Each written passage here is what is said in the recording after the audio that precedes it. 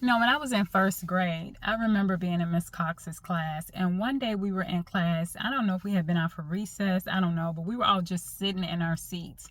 And for some unprovoked, unknown reason, I got up out of my seat and went push this little boy named Chris out of his chair. Nobody provoked it. He wasn't doing anything to me. We were actually sitting down, and I just got out of my seat and went pushed him. And when I pushed him, he got a cut on his head. It was bleeding, and I felt so terrible as a little girl because I didn't know why I did that. I just got out of my seat and did that. It wasn't until later on that God revealed to me what that was.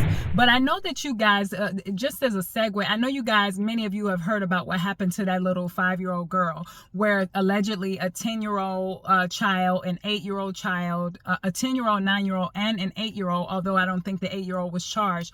Supposedly, all three of these children kidnapped this little girl, ripped her hair out, stuffed sticks and things down in her mouth and down her throat and down into her little lady parts, and just did gruesome, heinous things to this baby.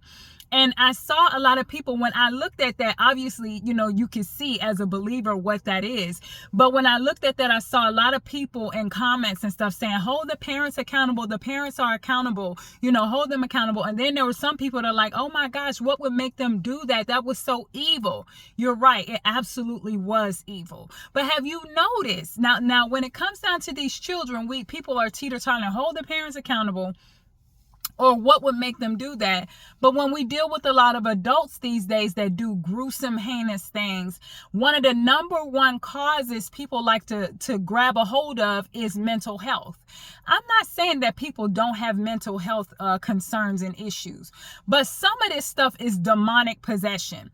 I believe that what happened with these children made it undeniably clear that demons do still exist, and demons do still possess, and demons will invade.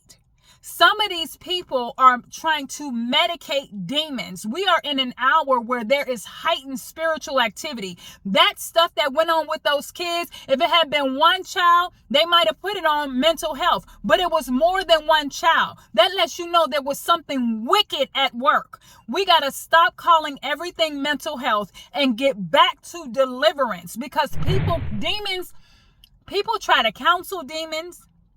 And I get it. Counseling has its place. The Bible talks about wise counsel. So I'm not saying that people shouldn't be counseled.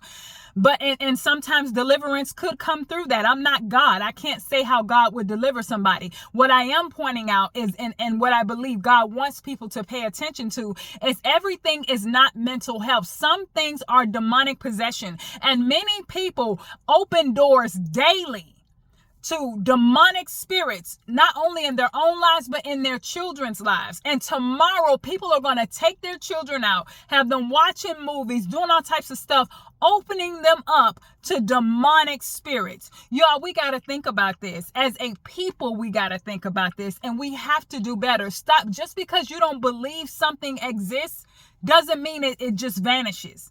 The spirit realm is real. And demons are real, and they hope that you don't believe it so they can take over your babies and take over your life. Blessings, loves. I see you guys in the next video.